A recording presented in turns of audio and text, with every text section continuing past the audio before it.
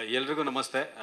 ಇದು ನನ್ನ ಫಸ್ಟ್ನೇ ಸಿನಿಮಾ. ಅಂದರೆ ರಿಯಾಲಿಟಿ ಶೋ ಮಾಡಿದ್ದು ಮಜಾ ಭಾರತ. ಅದಾದಮೇಲೆ 2019 ಆದಮೇಲೆ ಮುರಳಿ ಸರ್ ಪ್ರೊಡ್ಯೂಸರ್ ಸರ್ ಬಂದು ನನ್ನ ಕರ್ಕೊಂಡು ಹೋಗಿದ್ದು.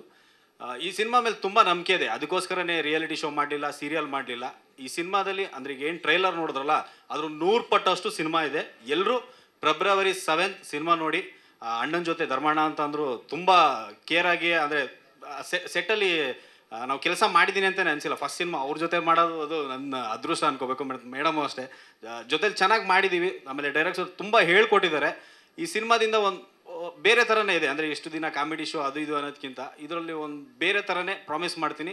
ಒಳ್ಳೆ ಕ್ಯಾರೆಕ್ಟ್ರು. ನೀವೇ ಹೇಳ್ತೀರಾ ಹೇಗಿದೆ ಅಂತ, ಎಲ್ಲ ನಿಮಗೆ ಬಿಟ್ಟಿದ್ದೀನಿ. ಆಮೇಲೆ ದರ್ಶನ್ ಸರ್ ಕ್ಲ್ಯಾಪ್ ಮಾಡಿದ್ದು ನಮ್ಮ ಸಿನಿಮಾಗೆ. ಅದು ನನ್ನ ಫಸ್ಟ್ನೇ ಸಿನಿಮಾ, ನನ್ನ ಅದೃಷ್ಟ ಅದು. ಓವರ್ ಆಲ್ ಸಿನಿಮಾ ತುಂಬ ಚೆನ್ನಾಗಿದೆ. ಆಮೇಲೆ ತಾಯಿ ಸಾಂಗ್ ನೋಡಿದ್ರಿ. ಆ ತಾಯಿ ಸಾಂಗ್ ನಮ್ಮಮ್ಮ ಬೈತಾಯಿದ್ರು, ಮಜಾ ಭಾರತ ಮಾಡ್ಬೇಕಾದ್ರೆ ಕರ್ಕೊಂಡೋಗಿಲ್ಲ. ಅವಾಗ ನಾನು ಇಲ್ಲಿ ಬೆಂಗಳೂರಲ್ಲಿದ್ದೆ, ನಮ್ಮಮ್ಮ ಚಿಕ್ಕಮಂಗ್ಳೂರಲ್ಲಿದ್ದರು.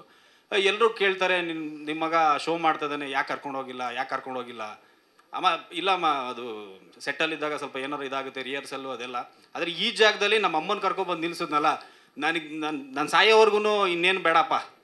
ಈ ಶೋ ಅಂದರೆ ಶೋ ಮಾಡಿದಾಗಲೂ ಅಷ್ಟು ಸಿಕ್ಕಿಲ್ಲ ನನಗೆ. ಅದಕ್ಕಿಂತ ಬೆಸ್ಟು ಈ ಸಿನಿಮಾದಲ್ಲಿ ಸಿಕ್ಕಿದೆ. ಅದು ಕ್ಯಾರೆಕ್ಟರ್ ಆಗಿರ್ಬೋದು. ಅಂದರೆ ನನ್ನ ತಾಯಿ ಕರ್ಕೊಬಂದು ಇಲ್ಲಿ ಆ ಸಾಂಗ್ ರಿಲೀಸ್ ಮಾಡ್ಸಾಗ ಎಲ್ಲರ ತಾಯಿಗೂ ನಾನು ಅವ್ರ ಕಾಲು ಮುಗಿದು ಬೇಡ್ಕೊತೀನಿ. ಈ ಸಿನಿಮಾ 100 ಡೇಸ್ ಆಗೇ ಆಗುತ್ತೆ. ನಿಮ್ಮ ಪ್ರೀತಿ, ಆಶೀರ್ವಾದ, ಸಪೋರ್ಟು, ಹಾಗೆ ದರ್ಶನ್ ಸಪೋರ್ಟ್ ಇದೆ.